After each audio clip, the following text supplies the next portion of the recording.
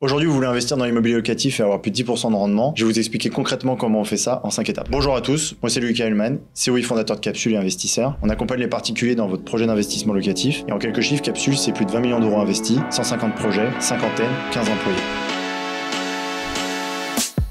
Dans la série, pour obtenir 10% de rendement, voici la première étape, la recherche. Il faut tout d'abord créer une stratégie, savoir ce qu'on veut, ce qu'on recherche, pourquoi on investit, dans quelle ville, voilà, un peu découvrir quel est le projet qu'on a derrière tout ça. Pourquoi on décide de se lancer dans l'immobilier, quel est l'objectif, on le fait pour refaire un héritage, se créer une retraite, avoir des compléments de revenus. Il faut savoir exactement ce qu'on veut. Si on veut justement avoir des compléments de revenus, on va peut-être augmenter les risques pour faire des projets en Airbnb, colocation, dans des villes étudiantes ou des villes qui sont appropriées pour ça. Si on veut faire une retraite, donc dans le temps, et investir pour avoir des revenus plus tard et dans quelque chose de patrimonial, on ira se localiser au cœur de ville dans des villes très dynamiques et très porteuses. Si on a vraiment pour objectif de créer un patrimoine pour nos enfants, l'idée est vraiment de se localiser et d'être sur l'emplacement et être au cœur de ville. C'est le plus important pour voir le long terme. L'idée, c'est de tout d'abord comprendre s'il faut une stratégie court, moyen et long terme dans votre projet d'investissement locatif. Ce sera essentiel pour créer une stratégie durable et intéressante et qui correspond à vos objectifs et à vos besoins. Ensuite, une fois que la stratégie est bien ficelée, on sait ce qu'on veut et ce qu'on cherche dans l'immobilier, eh bien, on va aller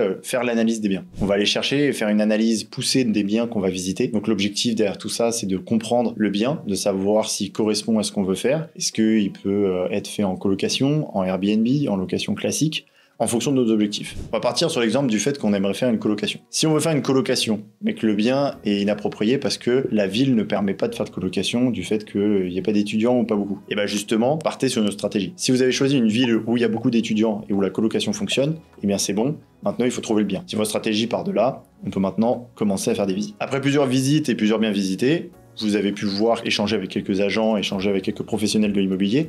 Ils ont pu vous parler de la tendance du marché, savoir ce qui s'y passe et justement comprendre un peu comment faire une colocation rentable dans la ville. Vous pouvez faire des annonces fictives sur le Bon Coin pour tester le marché, savoir s'il y a des demandes en fonction des quartiers et en fonction de la qualité de travaux que vous allez pouvoir mettre dedans. L'objectif là, et ce qui va être très important, c'est de comprendre où est-ce que les étudiants se logent sur la ville, dans quel quartier, pourquoi, et en même temps, à quel prix. Et l'objectif, c'est vraiment d'identifier les besoins pour votre projet. Est-ce que la colocation en 2 chambres, 3 chambres, 4 chambres ou 5 chambres, même de monter en co-living avec plus de chambres encore, est rentable et intéressant sur votre ville? Je sais qu'il y a différentes villes où on peut louer des colocations en 2 chambres et en 3 chambres, ça commence à être compliqué au-dessus de 4. Donc il faut bien savoir comment est fait votre ville, comment sont les étudiants dedans, et si la cible sera en accord avec votre produit et votre projet. Une fois que l'analyse est faite sur les différents biens, que vous avez pu trouver des biens qui vous intéressent, on va maintenant faire la négociation.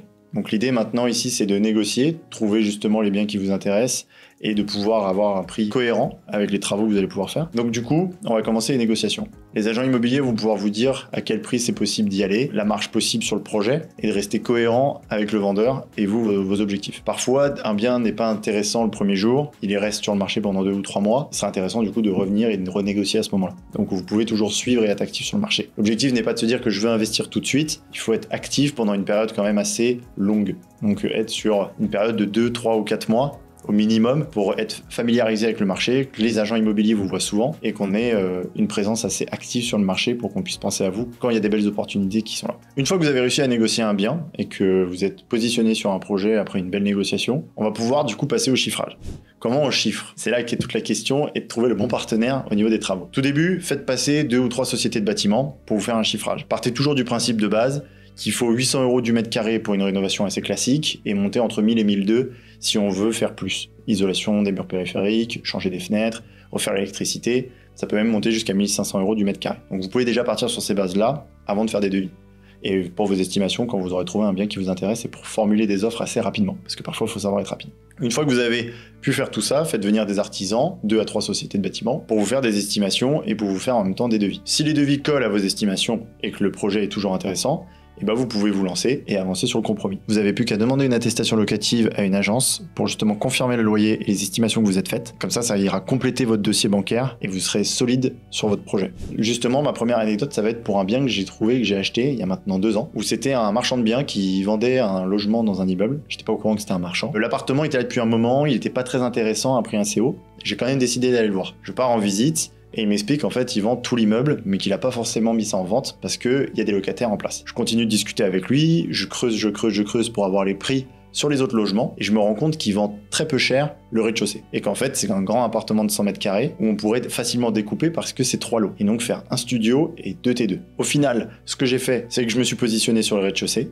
J'ai acheté un seul et même appartement de 100 mètres carrés, mais qui était 3 lots, je les ai découpés, je les ai revendus. L'idée là-dessus, c'était vraiment de pouvoir faire une opération rapide et de faire une belle plus-value. Comme quoi, parfois, on part visiter un bien et on finit par en acheter un autre. C'est là qu'il faut vraiment être curieux et savoir poser les bonnes questions aux personnes qu'on va rencontrer dans l'immobilier. Parfois, quelqu'un va vous faire une visite, il est à moitié dans la visite, et si vous commencez à s'intéresser à lui, à son projet, à pourquoi il vend, et ce qu'il recherche, vous allez parfois avoir de belles surprises. Il va pouvoir vous apprendre qu'il a d'autres choses à vendre, qu'il fait d'autres choses dans la vie, et trouver un partenariat comme ça long terme. C'est ce qui s'est passé avec plusieurs agents immobiliers, plusieurs marchands de biens que j'ai pu rencontrer dans toute ma carrière, qui m'expliquaient que finalement ils avaient d'autres choses à vendre, qu'ils avaient d'autres projets, qu'ils vendaient parce qu'ils voulaient que ce soit fait vite et bien.